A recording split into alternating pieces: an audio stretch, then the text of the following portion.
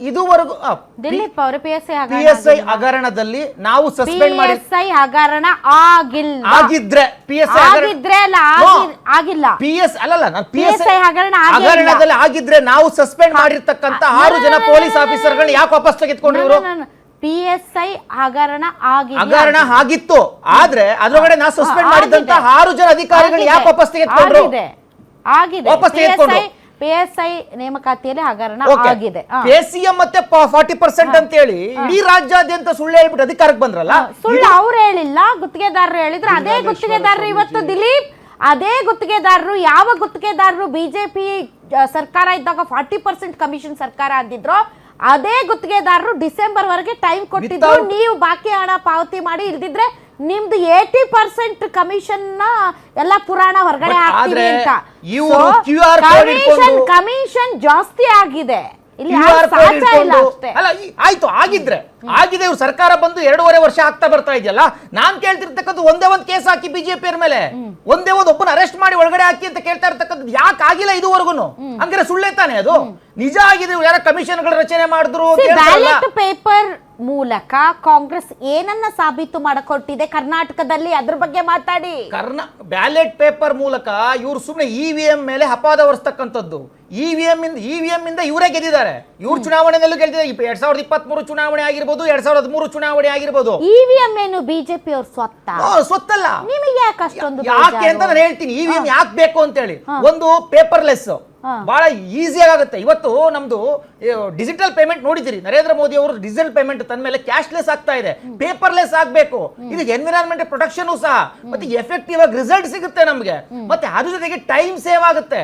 ಯಾವಾಗ ಬೆಳಗಿನ ಸಂಜೆವರೆಗೂ ಅದನ್ನ ಒಂದು ಗುರ್ತು ಹಾಕೊಂಡು ಮಾಡ್ಕೋತಾ ಕುತ್ಕೊಬೇಕಾಗಿತ್ತಲ್ಲ, ಹೋಗಿ ಮತಕೇಂದ್ರಗಳಲ್ಲಿ ಆ ಒಂದು ನಮಗೆ ಸಿಗುತ್ತೆ. ಮತ್ತೆ ಅದ್ರ ಜೊತೆಗೆ ಫ್ರಾಡ್ ಮಾಡ್ಲಿಕ್ಕೆ ಆಗಲ್ಲ, ಅಷ್ಟು ಸುಲಭವಾಗಿ ಹ್ಯಾಕ್ ಮಾಡ್ಲಿಕ್ಕೆ ಆಗಲ್ಲ. EVM ಅನ್ನ ಇಂಟ್ರಡಕ್ಷನ್ ಮಾಡಿದವರೇ ರಾಜೀವ್ ಗಾಂಧಿ ಅವರು. EVM ಪರ ನಿಂತ್ಕೊಂಡ್ರೆ ರಾಜೀವ್ ಗಾಂಧಿ ಅವರು. ಆದ್ರೆ ಇವತ್ತು EVM ನ ದೂಷಿಸ್ತಾವ್ರಲ್ಲ, ಇವರೇ ಜಾರಿಗೆ ತೆಗೆದುಕೊಂಡು ಇವರೇ ಲಾಭ ಕಾಂಗ್ರೆಸ್ಗೆ ಕರ್ನಾಟಕದಲ್ಲಿ ಏನ್ ಲಾಭ? ಕರ್ನಾಟಕದಲ್ಲಿ ಕಾಂಗ್ರೆಸ್ ಬರೀ ಫಾಲ್ಸ್ ನರೇಟಿವ್ ನ ಫಿಕ್ಸ್ ಮಾಡಬೇಕು ಅಷ್ಟೇ. EVM ಸರಿ ಇಲ್ಲ, EVM ಇಂದ ಗೆದ್ಬಿಟ್ರು ಬಿಜೆಪಿ ಅವರು. ಅದಾದ್ಮೇಲೆ ನೆಕ್ಸ್ಟ್ ನಾವು ಬ್ಯಾಲೆಟ್ ಪೇಪರ್ ಅಲ್ಲಿ ತಗೊಂಡು ಮಾಡಿದ್ರು ಅನ್ಕೊಳ್ಳಿ, ಬ್ಯಾಲೆಟ್ ಪೇಪರ್ ಅಲ್ಲಿ ಸೋತ್ಬಿಟ್ರು ಅನ್ಕೊಳ್ಳಿ, ಬ್ಯಾಲೆಟ್ ಪೇಪರ್ ಸೋತ ಮತ್ತೆ ಶುರು ಆಗುತ್ತೆ, ಬ್ಯಾಲೆಟ್ ಪೇಪರ್ ಮೋಸ ಮಾಡ್ಬಿಟ್ಟಿದ್ದಾರೆ ಬಿಜೆಪಿ ಅವರು ಅಂತ ಅಂತಾರೆ. ಇದೇ ಇವರು ಪರಮೇಶ್ವರ್ ಅವಾಗಲೇ ಹೇಳಿದೆ, ಬ್ಯಾಲೆಟ್ ಪೇಪರ್ ಚುನಾವಣೆ ಯಾವ ರೀತಿ ನಡೀತಿತ್ತು, ಕುಟ್ಟಿ ಹೆಂಗ್ ಓಟ್ ಹಾಕೋತಾ ಇದ್ದು ಅಂತ ಹೇಳ್ದಂತ ಕಾಂಗ್ರೆಸ್ ನಾಯಕರು ಇವರೇ. ಇವತ್ತು ಅದ್ರ ವಿರುದ್ಧವಾಗಿ ನಿಂತ್ಕೊಂಡಿರ್ತಕ್ಕಂಥದ್ದು, ಅದ್ರ ಪರವಾಗಿ ನಿಂತ್ಕೊಂಡಿರ್ತಕ್ಕಂಥದ್ದು ಇವರೇ.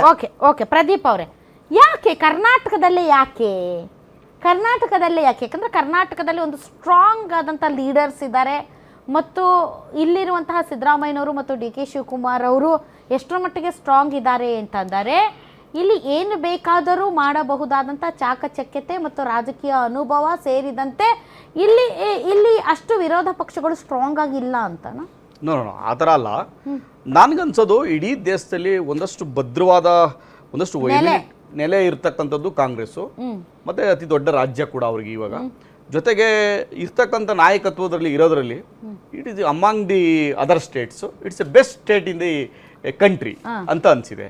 ಮತ್ತು ಇನ್ನೊಂದು ಏನಕ್ಕಪ್ಪ ಅಂದರೆ, ಇದನ್ನೆಲ್ಲ ಪ್ರೂವ್ ಮಾಡಲಿಕ್ಕೆ ಯಾಕೆ ಟ್ರೈ ಮಾಡ್ತಿದ್ದಾರೆ, ಏನೋ ಒಂದು ಈ ರೀತಿ ಒಂದು ಪ್ರಯತ್ನ ಪಡ್ತಿದ್ದಾರೆ ಅಂತಂದರೆ, ಎಲ್ಲೋ ಈ BJP ಏನು ಚುನಾವಣೆಗಳಿಂದ ಬೇರೆ ಚುನಾವಣೆಗಳಿಂದ ಮಾಡಿದೆ, ಆ ಎಲ್ಲ ಚುನಾವಣೆಗಳು ಈ ರೀತಿಯ EVMಗಳ ಮೂಲಕ ಗೆದ್ದಿದೆ ಅಂತ ಅವ್ರು ಪ್ರೂವ್ ಮಾಡೋಕ್ಕೆ ಟ್ರೈ ಮಾಡ್ತಾ ಇದ್ದಾರೆ, ಮಿಸ್ಲೀಡ್ ಮಾಡೋಕ್ಕೆ ಟ್ರೈ ಮಾಡ್ತಿದ್ದಾರೆ ನನಗೆ ಅನಿಸ್ತಾ ಇರ್ತಕ್ಕಂಥದ್ದು.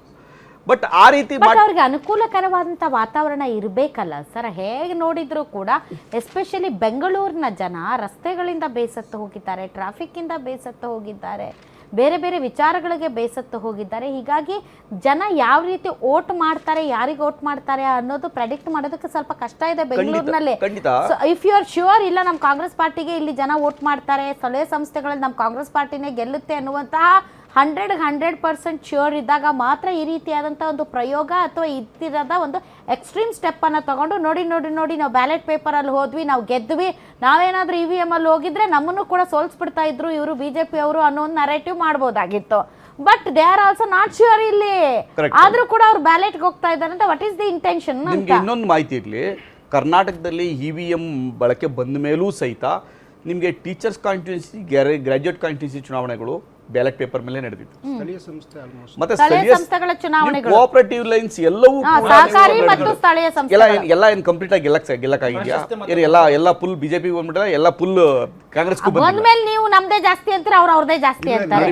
ಎಲೆಕ್ಷನ್ ಇಲ್ಲಿ ಕೇಳಿ, ಎಲೆಕ್ಷನ್ ರಿಸಲ್ಟ್ ಯಾವಾಗ್ಲೂ ನಿಮ್ಗೆ ಅಪ್ ಅಂಡ್ ಡೌನ್ಸ್ ಇದ್ದೇ ಇರ್ತದೆ. ಅದು ಒಂದ್ಸರಿ ಕಾಂಗ್ರೆಸ್ ಬಂದಿರ್ತದೆ, ಒಂದ್ ಕಡೆ ಜೆಡಿಎಸ್ ಬಂದಿದೆ, ಒಂದ್ ಕಡೆ ಬಿಜೆಪಿ, ಇದೆಲ್ಲ ಅಪ್ ಅಂಡ್ ಡೌನ್ಸ್ ಇದ್ದೇ ದೇಶದಲ್ಲಿ ಆಗಿದೆ. ಫ್ಯಾಕ್ಟರ್ ಇದೆ. ಈಗ ಹಂಗಂತ ಹೇಳಿದ್ರೆ ನಾಳೆ ಒಂದಿನ ಸಾರಸಟ್ಟಾಗಿ ಜನ ಇವ್ರನ್ನ ತಿರಸ್ಕಾರ ಮಾಡಿದ್ರು ಅಂತ ಇಟ್ಕೊಳ್ಳಿ.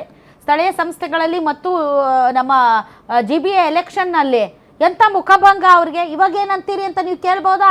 ನಾಳೆ ಒಂದು ನರೇಟಿವ್ ಆಗ್ಲಿ, ಒಂದು ಇಲ್ಲ ಇವು ಮಿಷಿನ್ಗಳು ಹ್ಯಾಕ್ ಆಗ್ತಾ ಇದಾವೆ ಅನ್ನುವಂತ ಒಂದು ನೆಪ, ಕುಂಟು ನೆಪ ಏನೂ ಇಲ್ದಂಗ ಆಗೋಗುತ್ತಲ್ಲ.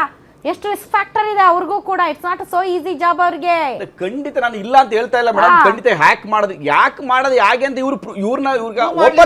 ಈಗ ಓಪನ್ ಚಾಲೆಂಜ್ ನ ಕರೆದಾಗ ಎಲೆಕ್ಷನ್ ಕಮಿಷನ್ ತನ್ನ ಡ್ಯೂಟಿಯನ್ನು ಮಾಡಿದೆ. ಮತ್ತೆ ನೀವು ಸುಪ್ರೀಂ ಕೋರ್ಟ್ ಅಲ್ಲಿ ಚರ್ಚೆಗೆ ಬಂದಾಗ, ಆರ್ಗ್ಯುಮೆಂಟ್ ಮಾಡಿದಾಗ ಎಲೆಕ್ಷನ್ ಕಮಿಷನ್ ಒಂದು ಹೇಳ್ತು, ನಾವು ಕೋರ್ಟ್ ಮುಂದೆ ಡೆಮಾನ್ಸ್ಟ್ರೇಟ್ ಮಾಡ್ತೀವಿ EVM ಮೆಷಿನ್ ನ. ಕರೆಕ್ಟ್. ಈ ಕೋರ್ಟ್ ಮುಂದೆ ನಾವು ಡೆಮಾನ್ಸ್ಟ್ರೇಟ್ ಮಾಡಕ್ಕೆ ರೆಡಿ ಇದೀವಿ ಅಂತ ಹೇಳಿ they are not ready to Congress, they are not participate in the but ಅದೇ ಸುಪ್ರೀಂ ಕೋರ್ಟ್ ಆಗ್ಲಿ ಅಥವಾ ಈ ದೇಶದ ಕಾನೂನಾಗಲಿ ಮತಪತ್ರಗಳನ್ನ ರಿಜೆಕ್ಟ್ ಮಾಡಿಲ್ಲ ಮತ್ತು ಅದು ಕಾನೂನಲ್ಲಿ ಮಾನ್ಯತೆ ಇಲ್ಲ ಅಂತಾನೂ ಹೇಳಿಲ್ಲ.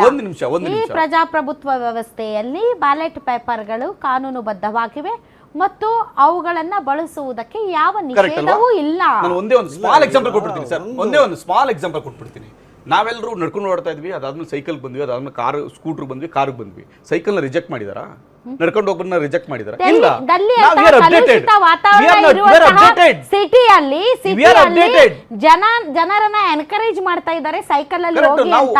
ಅಂತಹ ಪ್ರಕ್ಷುಬ್ಧ ವಾತಾವರಣ ನಿರ್ಮಾಣ ಆದಂತಹ ಸಂದರ್ಭದಲ್ಲಿ ಆಂಡ್ರಾಯ್ಡ್ ಫೋನ್ ಕೇಳಿ ಸರ್, ನೀವು ನೋಡಿ, ನೀವು ಬಹಳಷ್ಟು ಜನ ಪೊಲಿಟಿಷಿಯನ್ಸ್ ನ ನೋಡಿ, ಅವ್ರು ಆಂಡ್ರಾಯ್ಡ್ ಫೋನ್ ಎಲ್ಲ ಇಟ್ಕೊಳ್ಳಲ್ಲ, ಅವ್ರು ಕೀಪ್ಯಾಡ್ ಇಟ್ಕೊತಾರೆ. ಅಂತಹ ವಾತಾವರಣ ಕ್ರಿಯೇಟ್ ಆದಾಗ ಮತ್ತೆ ಹಳೇದಕ್ಕೆ ಹೋಗ್ತಾರೆ. ಅಂತ ವಾತಾವರಣ ಕ್ರಿಯೇಟ್ ಆಗಿದೆ ಅಂತ. ಇಲ್ಲಿಂದ ಬಹಳ ಬೇಸಿಕ್ ಕ್ವಶನ್ ಇದೆ. ಇದಕ್ಕೆ ಉತ್ತರ ಹೇಳಬೇಕಾಗಿರೋದು ಚುನಾವಣಾ ಆಯೋಗ.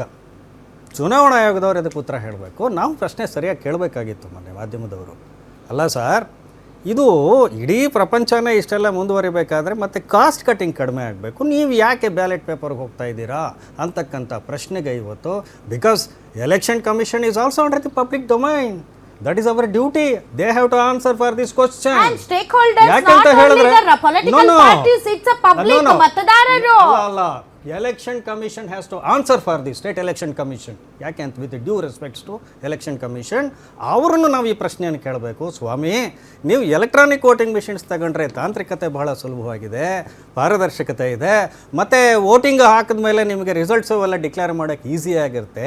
ಇಂಥ ಒಂದು ಸರಳವಾಗಿರ್ತಕ್ಕಂಥ ಒಂದು ಪದ್ಧತಿಯಿಂದ ನೀವು ಸಂಕೀರ್ಣವಾದಂಥ ಒಂದು ಪದ್ಧತಿಗೆ ಹೋಗ್ತಾ ಇದ್ದೀರಲ್ಲ, ಯಾಕೆ ನೀವು ಇವತ್ತು ಬ್ಯಾಲೆಟ್ ಪೇಪರ್ನ ಪ್ರಿಫರ್ ಮಾಡ್ತಾ ಇದ್ದೀರಾ? We need an answer from the election commission in this regard. ಈ ಪ್ರಶ್ನೆ ನಾನು ಕೇಳ್ತಾ ಇರೋದು in the interest of the public, ಸಾರ್ವಜನಿಕರ ಪರವಾಗಿ ನೀವು ಪ್ರಶ್ನೆ ಕೇಳ್ತಾ ಇದ್ದೀನಿ. ಯಾಕೆ ಅಂತ ಹೇಳಿದ್ರೆ, ಒಂದು ಚುನಾವಣೆ ನಡೆಸಬೇಕಾಗಿದ್ರೆ ಖರ್ಚು ವೆಚ್ಚ ಇವೆಲ್ಲ ಇರುತ್ತೆ. ಹಾಗಾದರೆ ಈ ಖರ್ಚು ವೆಚ್ಚಗಳು ಕೂಡ ಭರಿಸ್ತಕ್ಕಂಥದ್ದು ಸರ್ಕಾರ ಆಗಿದ್ದರೆ ಎಲೆಕ್ಷನ್ ಕಮಿಷನ್ ಇದಕ್ಕೆ ಸರಿಯಾದಂಥ ಉತ್ತರ ಕೊಡಲಿ. ಯಾಕೆ ಅವ್ರು ಬ್ಯಾಲೆಟ್ ಪೇಪರ್ಗೆ ಹೋಗ್ತಾ ಇದ್ದಾರೆ ಅಂತ ನೀವು ಈ ಪ್ರಶ್ನೆಯನ್ನು ಸರ್ಕಾರ ಕೇಳಿದ್ರೆ ಸರ್ಕಾರ ಏನು ಹೇಳೋದಿಲ್ಲ. ಅದು ಎಲೆಕ್ಷನ್ ಕಮಿಷನ್ ತೀರ್ಮಾನ ರೀ, ಅವ್ರನ್ನೋ ಕೇಳಿ ಅಂತ